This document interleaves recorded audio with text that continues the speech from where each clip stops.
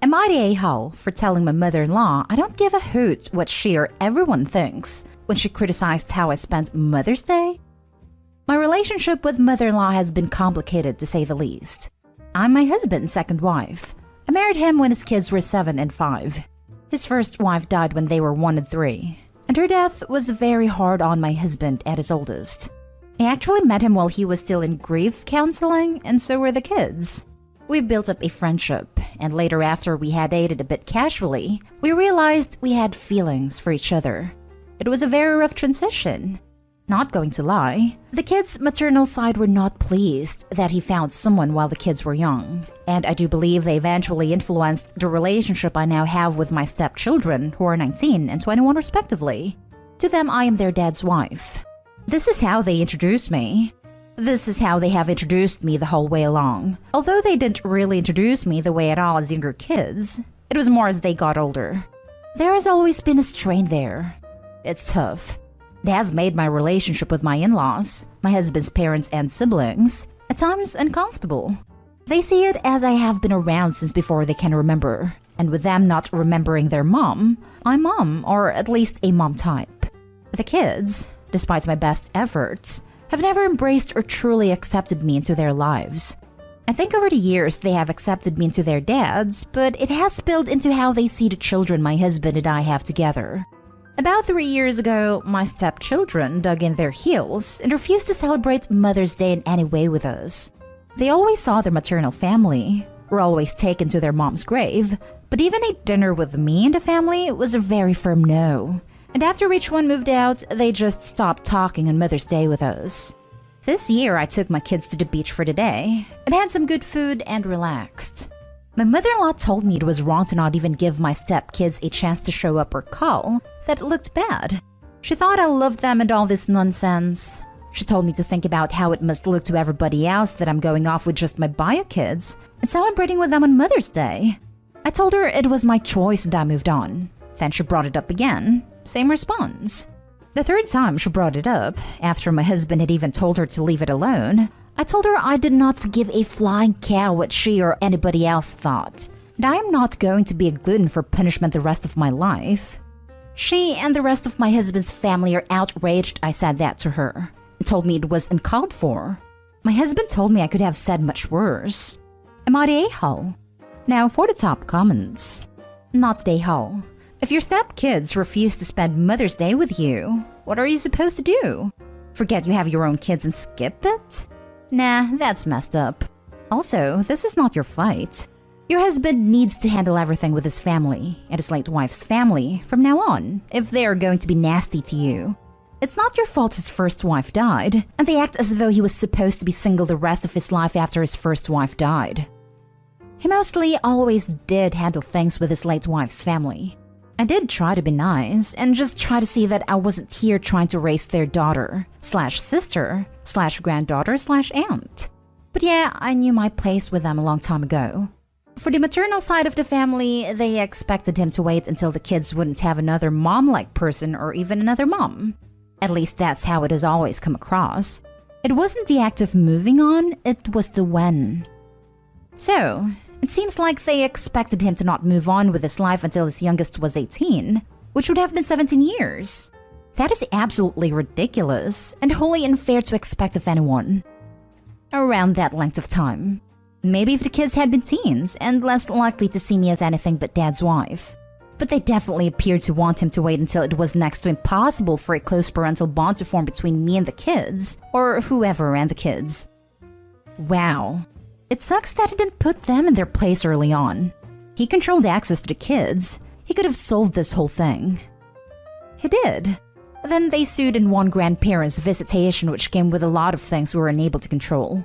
And they won even though he hadn't officially severed contact with them. Not the a-hole. The stepkids haven't expressed interest in celebrating Mother's Day with you before. Why would they now?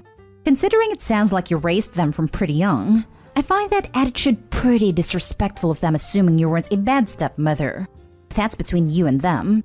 Your mother-in-law is an a-hole though. Not only has she and her family treated you poorly for years, she intruded where she had no right and kept pressing after both you and your husband told her to stop.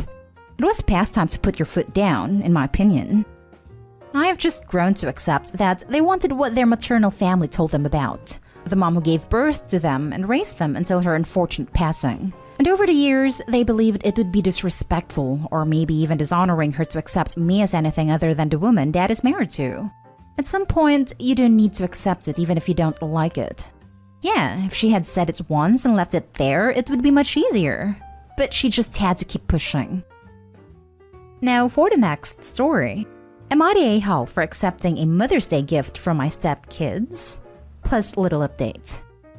My husband and his ex divorced after husband's ex came out as a trans man. They have 2 kids together who were 7 and 9 at the time. Husband and I married when they were 10 and 12. We now have 2 children together as well who were 3 and 4. Stepkids are now 15 and 18. They have had a rough haul with husband's ex and came to live with us soon after we got married. Ex has been clear the kids are not to call him mom, so they now call him by his first name. He has also been in a series of relationships that have been hard for the kids. I have never asked or expected that they call me mom or see me as a maternal figure. However, this past Mother's Day, they asked if they could join us at dinner and had bought me a gift, a very lovely locket that says mother on it. Well, ex just learned about this and called me very angry. He says I am trying to displace him in his children's lives and that I should return the locket. I find the whole thing confusing as he has made it clear on multiple occasions he doesn't want to be their mother. I really don't want to do that as I think it would hurt the kids. So am I the a-hole for accepting the mother locket from my stepkids? Not the a-hole. That is such a lovely thing for them to do. You're not replacing him as a parent, but you are providing the mom role they clearly miss having with him. I have tried to help where I can. Truly. Like when stepdaughter needed her first bra. I knew that would be hard for ex, and I also knew husband would have zero clue. So I took her shopping. Stuff like that. Girls need a female figure in their life to help with stuff like periods and bras. It's great that she feels comfortable with you. Not the a-hole. But I don't think it's got anything to do with their transparent.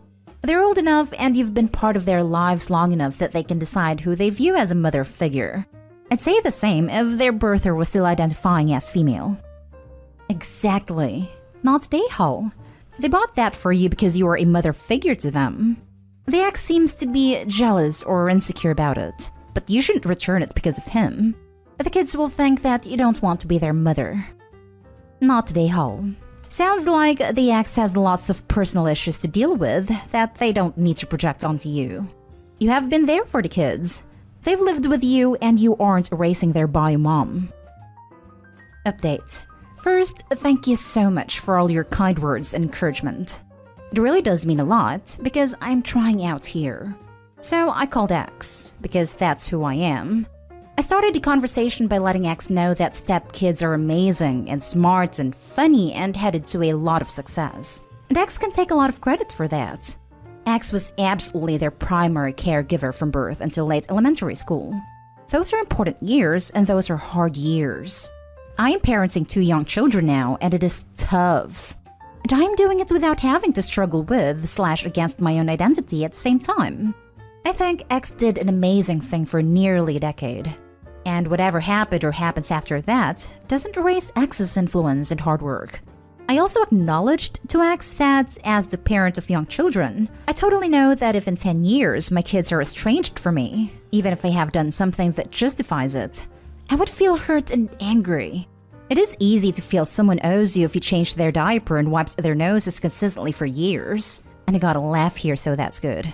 I also told X I would be keeping the locket.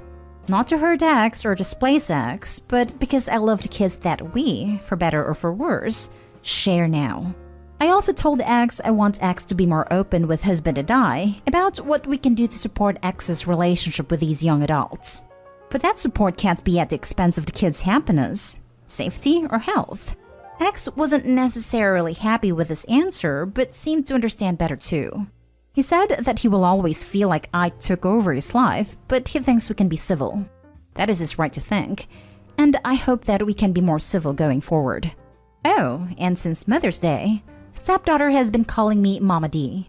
I haven't stopped her, and if I am honest, it makes me rather happy. Next story is titled, Am I the a-hole for going to a Mother's Day lunch when I'm child-free? I, 23 female, was invited to a Mother's Day lunch by my childhood best friend, Haley, 24 female. Haley is hosting and paying for the lunch.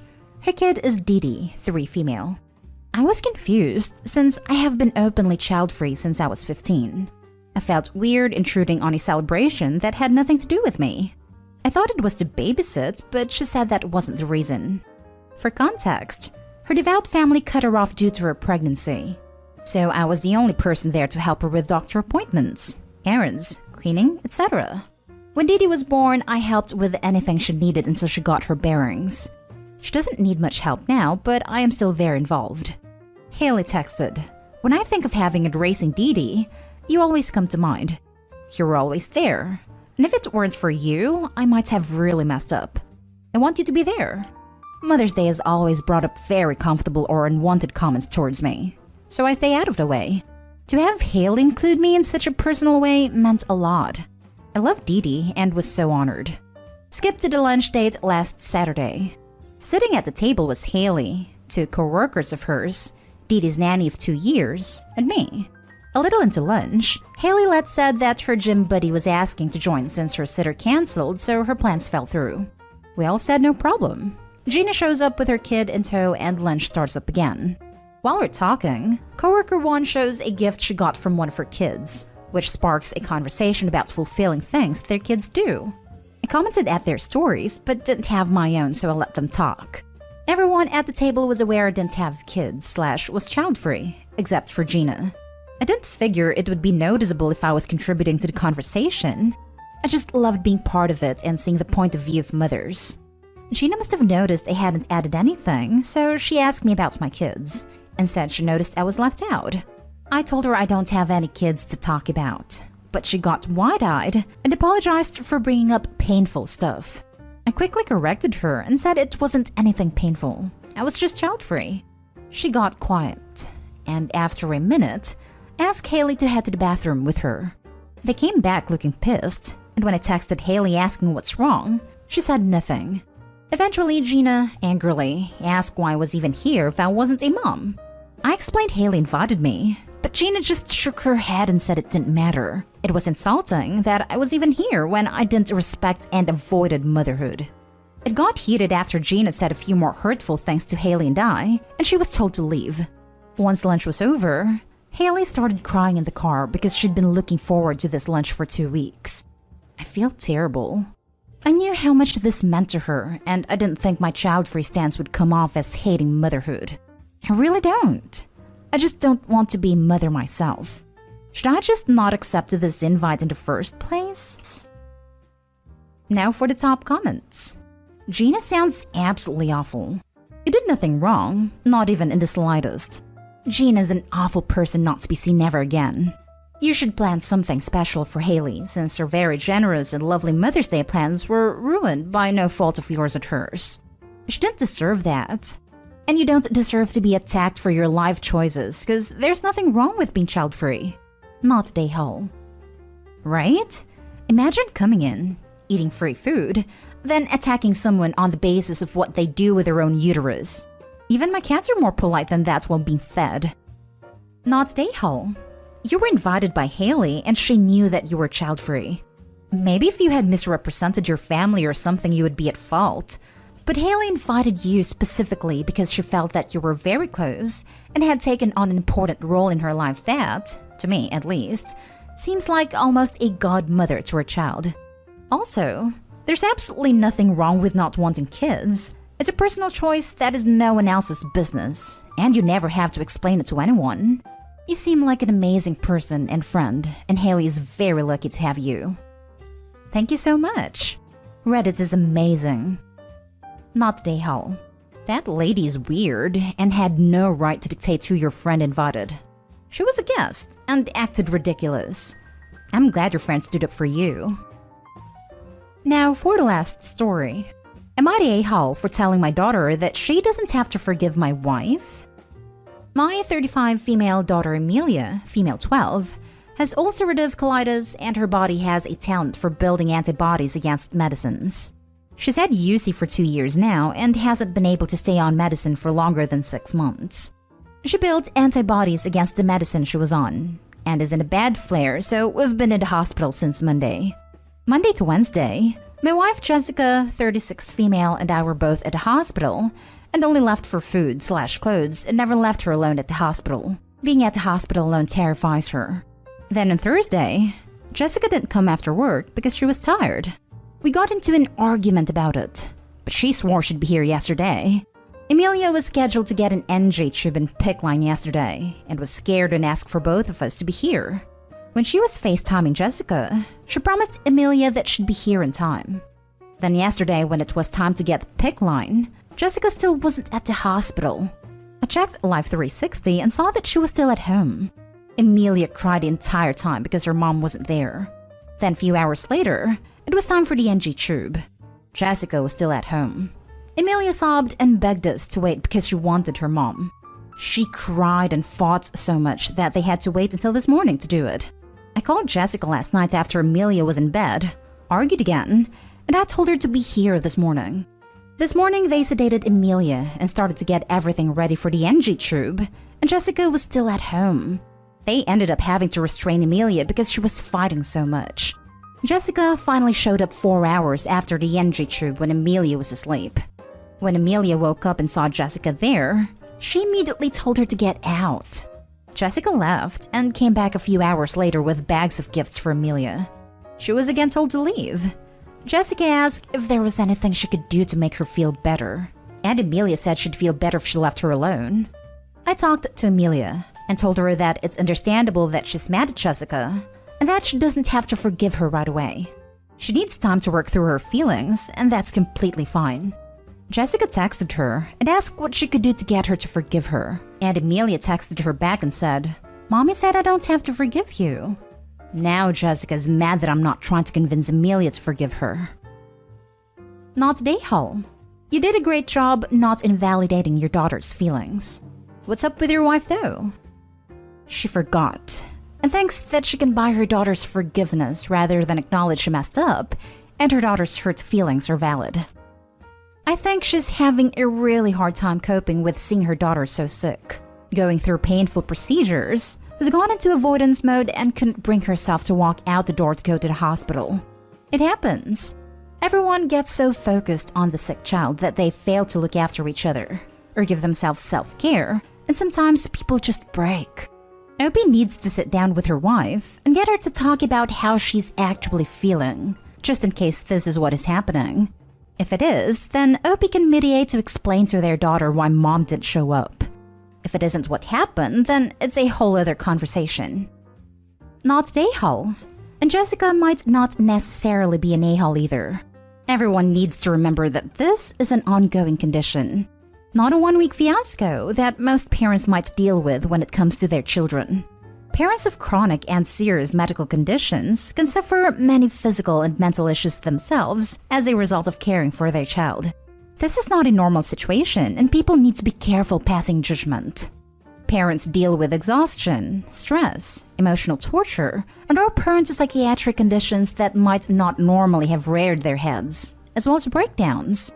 Emilia is going through hell and fighting for her life, but Emilia only has herself to focus on. The world doesn't stop because two people have a sick child. So all the outside pressures that everyone has to carry without the stress of a constant medical emergency is still on their shoulders. Opie's a very strong person and is handling this situation amazingly, but not everyone can be that strong. I know this isn't the place for suggestions, but if I was in this situation, I too would be furious, but I would demand my spouse to see a medical doctor, as well as a professional that can help with any psychological issues that are starting to burst through the seams. Info. What was Jessica doing at home? Why did she say she would be there but not show up until it was over?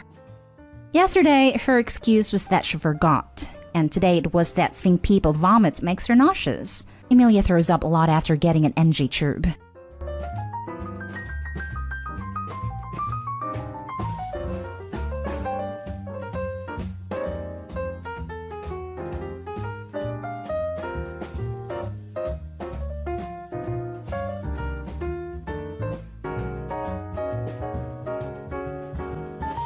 Am I the a-hole for wanting nothing to do with my kids and ex-wife after 2 years of false allegations? Original post, posted June 29, 2025. Last year, my kids, 9 female and 7 male, ran away late at night/early in the morning. When found by some city officials, they claimed I kicked them out of the house. I woke up that morning to the cops and CPS knocking on the door. I told my side of the story from what I knew, and they had my now ex-wife tell her side while keeping us separated. The cops claimed our stories didn't match and ended up arresting me. I bailed myself out that same day and went to live with my parents for a while. I was dealing with court, scared that I was going back to jail or prison and that I'd lose my job, which I had only been at for a year. A little over a month went by and I got a phone call to have a meeting with a CPS woman in charge of our case. My daughter ended up making more allegations against me that did not make any sense to the CPS people, and when they asked her questions, she was unable to give them answers. My son ended up breaking first and admitting the whole thing was made up, and that my daughter was the one who orchestrated everything. This reveal led to the charges being dropped and my daughter getting counseling and psychiatric help. For a while, I thought things were good. We were on our way to fixing things. I kept trying to get all of us into therapy, both individually and as a family. I was already in therapy due to this whole situation anyway. My ex kept dragging her feet and it never went anywhere. After some other situations, like being displaced due to a natural disaster and me trying to get things packed up in our old apartment, I got told by my ex that she wanted a divorce. So now I was having to rush and try to find a place to live, which I did luckily. I actually move in tomorrow. On the 14th of June, I got served an emergency protection order by the county sheriff's office. I was told it's because I allegedly hit my son and gave him a concussion while in the grocery store, where there are cameras. He had been taken to the emergency room by my ex on the 14th, but this event allegedly happened on the 10th. I had told my ex that due to me having to get this house to rent, along with utilities in my name, adding up to over $2,000, I wasn't going to be able to pay certain bills this month, but that I'd get them caught up as soon as I could to get everything paid off and even. I signed for the deposit on the 11th, and the kids had been with her while I did this paperwork, and there was no issue. That same morning, I had taken my kids to the park so they could play, and I recorded videos of them being silly and having fun.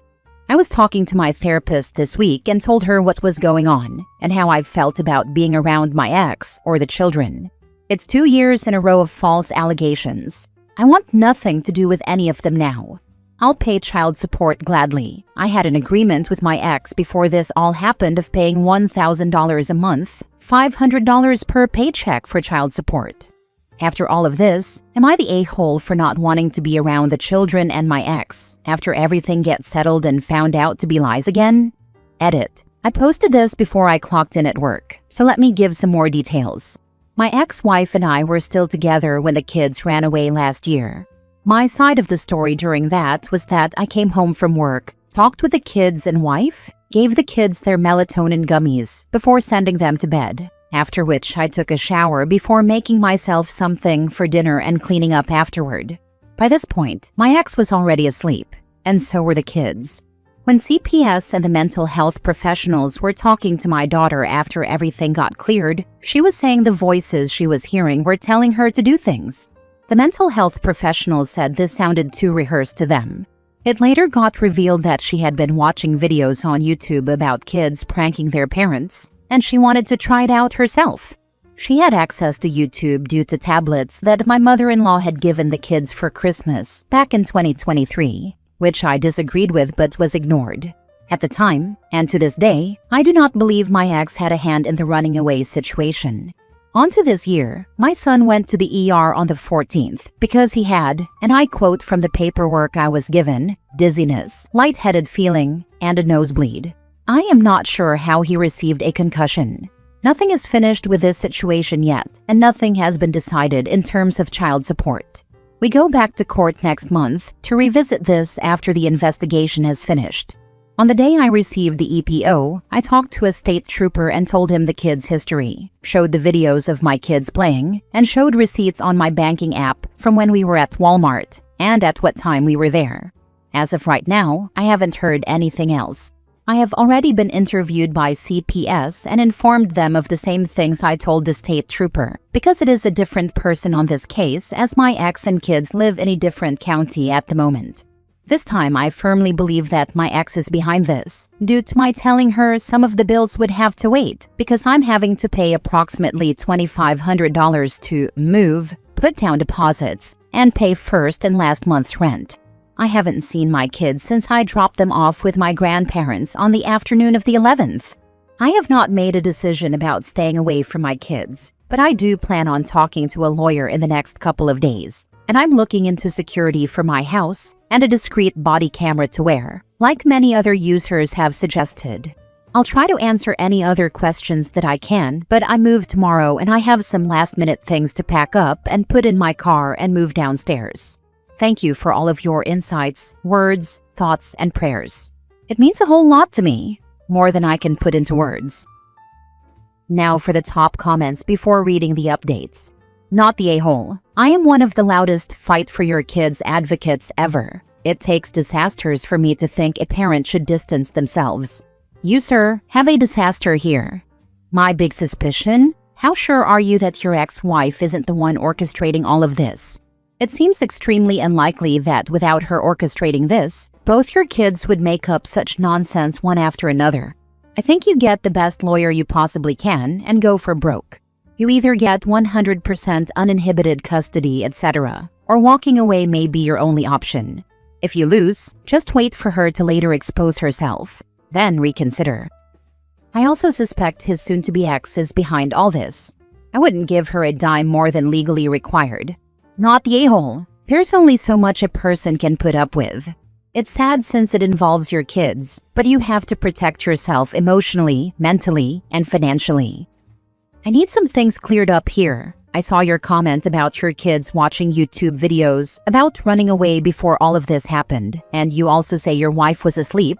Even if your stories didn't match, it doesn't explain why you were arrested.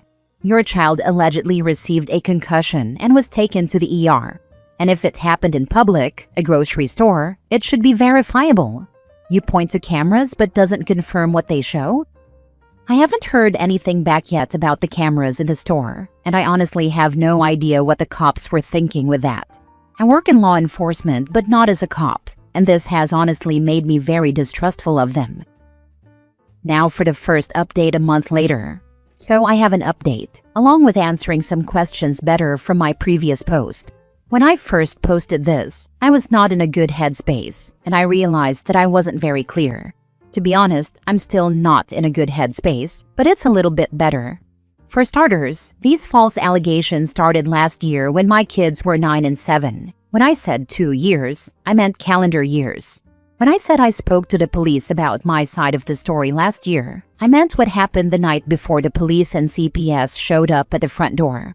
I had gotten home, spent some time with the kids and my ex-then-wife, gave the kids their melatonin gummies. This was done on an as-needed basis, mainly 2 to 3 times a week at most. After that, I went and took a shower, made myself some dinner, then ate and cleaned up the kitchen before spending more time with my then-wife before we both went to bed. Due to a contraction happening when she was being given the epidural, she sleeps better propped up, so she slept on the couch while I and the kids slept upstairs. The next morning is when I woke up to the cops at the door with CPS. I was charged with child abandonment and arrested. It took over a month for the truth to come out about my kids making this up, due to the fact my daughter was saying I was having sex with her. The CPS agent conducting the investigation tried to ask more details, and that's when my daughter started crying and admitted she made it up because she couldn't give details. The only reason my daughter even knew what sex was is because my ex and I were in the bedroom and we both thought the other locked the door, and my daughter walked in on us. Moving to now, I don't know how my son got this supposed concussion. We had court again on Monday, the 21st, and when the judge asked my ex, she told him that, after talking with a state trooper, we have decided to not press criminal charges. I asked the judge if there was any evidence that they had about what they're claiming I did, and he told me that since no charges were filed, there's no evidence gathered to give to me. I want to thank everyone for their answers on my last post. Thinking about those feelings was making me sick to my stomach, and I just needed some perspectives from people who weren't emotionally involved. I thought about this since last month, and I made the decision to tell the judge I want the divorce process and this EPO to be over and done with, and that I just want to be left alone. I'm still questioning if this was the right decision or not. I'm just not sure what else I could do. I work 12-hour days, 5 to 6 days a week. I have no way to take care of the kids, so I can't take them in. Even then, am I supposed to get to the point where the court system says supervised visits aren't needed anymore and just start wearing a body camera around the kids and just be scared all the time? Looking over my shoulder constantly just to make sure that I'm not going to end up in jail again? We have a hearing set up for December to hopefully get everything finalized and finished. I keep thinking about the kids going trick-or-treating in 3 months, going back to school next month, how we won't be decorating Christmas trees together or making cookies for Santa, and I start crying all over again. I'm not sure what else I could have done though that wouldn't have made me a paranoid mess 24/7. This will be the last update until December or January, I guess. Thank you again to everyone saying I wasn't an a-hole for feeling this way. Have a good one, Reddit. Did your ex-wife explain why she wanted a divorce? Her words was that she just isn't in love with me anymore, and we've both become too different. She's religious. I'm not. Both have different views on things that we can't come to an agreement on. After last year, I wanted to get us into therapy and got some recommendations for marriage counselors, and gave her the list and said that I'd be fine with whoever she chose, so long as we worked on it. She never chose anyone and kept making excuses about why every time I asked. Second update a week later. So this is a really small update that I wasn't expecting to make. I had left a voicemail for the CPS agent assigned to the current situation with my son, asking for an update on everything because I haven't heard anything since June. She had to look in her case notes, but everything has been found to be unsubstantiated. I should be getting the official paperwork in a few days to a week in the mail. I'm not sure how to feel about this, honestly. I'm relieved that the truth has come out about these allegations, angry that this has happened to me twice now, happy that this is one step closer to being finished. I want to cry, but I couldn't tell you the specific emotion that's causing it. I'm taking some other Redditors' words to heart and putting in a request to my state police records department to get copies of any and all paperwork, evidence or lack thereof, anything I can get my hands on from them. I'm also getting copies of my son's medical records so I can see exactly what was found back in June. I know a lot of you don't believe this, and I don't care. I have nothing to gain from lying about this. I'll gladly post pictures of the paperwork from CPS when it comes in, with all private information redacted, of course, to protect myself and my children. I know some of the details don't make sense between the OG post and the update, but like I saw one person mention in a Reddit sub, which I love to read posts from and didn't expect my own to end up there. I'm just going into survival mode. I only just got a full-sized fridge 2 days ago. I only have an air mattress for a bed. I'm just tired. I want this over with. I want things to go back to January, when all I had to worry about was the fact I was recovering from a car wreck and couldn't even help take down the Christmas trees and get a new car. I think it's good you're getting those medical records because, if he really did have a concussion, it's possible that your ex tried to pin it on you to hide who really did it. And that's something that CPS should actually be looking at. Also, are we exploring the option that someone else may have assaulted the daughter? I think it's actually kind of common for abused children to accuse someone other than the actual abuser. It feels like OP should be pushing for someone to look into the kid's situation, even just getting them a therapist or someone to talk to who is a mandated reporter and can keep an eye out. Now for the last update a month later. So I didn't think I would be back with any sort of update until December, but here I am. For the ones who DM'd me, I also want to say thank you for reaching out. I may not have answered, but I really appreciated reading the messages. After my last update, I tried looking for something to do on my days off work. My first thought was the animal shelter nearby because it's not even a 5-minute drive from my house. Turns out it's closed on my days off. I looked around for neighboring counties, and those were even less helpful. A lot of them required I attend some sort of orientation, but there's no set day of the week for the orientations. I know it would be good for my mental health in the long run, but in the short term, taking a day off from work to attend the orientation, potentially making my paycheck smaller, isn't helpful. So I decided to try dating. I wasn't going into this looking for anything serious. I just wanted to try some casual dates to get out of the house and meet people. That's not what happened. I made a profile on a dating app and kind of just left it alone. One of the pictures I had put on there was of my cat. He's an orange cat presenting as a tuxedo cat. No brain cell whatsoever. I got a message, and this woman was talking about how cute my cat was and how he matched one of hers. We talked about our cats for a while, then things got flirty, and I asked her out on a date. I feel like it went well since she stuck around anyway. We found out that there are so many similarities between what we like and our senses of humor that my friends think I found a female version of myself, which I think is funny because when she meets them, that means they're screwed. After almost a month of us talking and going on the occasional date, I told her I had some things to tell her and then something to ask her. I was upfront with everything that happened last year and this year, showing her the paperwork that I had to show that I was innocent in all of this. After telling her all of this, I asked if she still wanted to stick around, or if she wanted to walk away and not get dragged into any drama that she could get put through just because of us having a relationship. She hugged me, cried for me, which got me to start crying, and told me that she was sorry I had to go through something like that. Once the two of us stopped trying to flood my house from crying, more myself than her, I asked her if she wanted to make things official between us, and she said yes. I was honestly so scared to tell her about what happened with my kids and ex. I was dead certain that once I told any prospective girlfriend this, they would walk away so that their own lives wouldn't get ruined. But she stayed, and I'm so incredibly grateful for that. We agreed to take it slow so that we don't rush into anything too quickly. I can't remember which of my posts it was on, and to be honest, there are too many comments on them all to be able to find them. But a Redditor said that, essentially, they hope I find someone and can actually be happy after all of this drama with my ex-wife and kids. I want to thank them for saying that, because between them speaking it into existence and my cat being, well, him, it seems to have worked. I'm not back up to 100% though.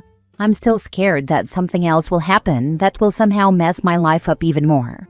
I'm scared of the cops showing up at my house with new allegations, even though I haven't done anything.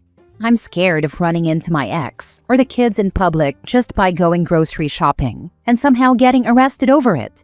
Every time I drive home and a sheriff, state police, or city police vehicle comes towards me or drives by the house, I can feel my anxiety spike.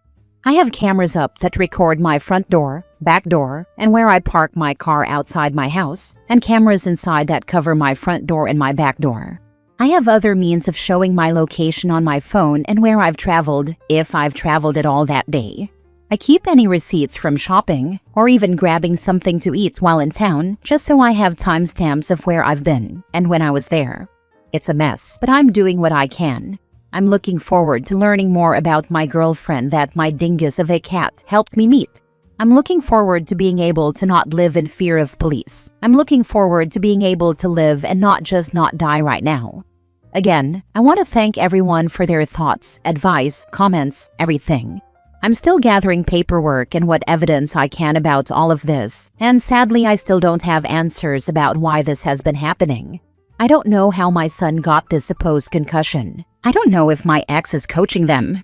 I don't know if someone is in their lives because of my ex that is causing all of this. I don't know if I'll get those answers. But right now I'm going to keep searching and fighting for myself until I either can't find anything else or I get answers.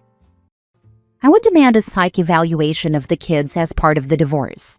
I'm afraid they are being coached by their mom, and if that is the case, it is abuse and you have to protect your kids.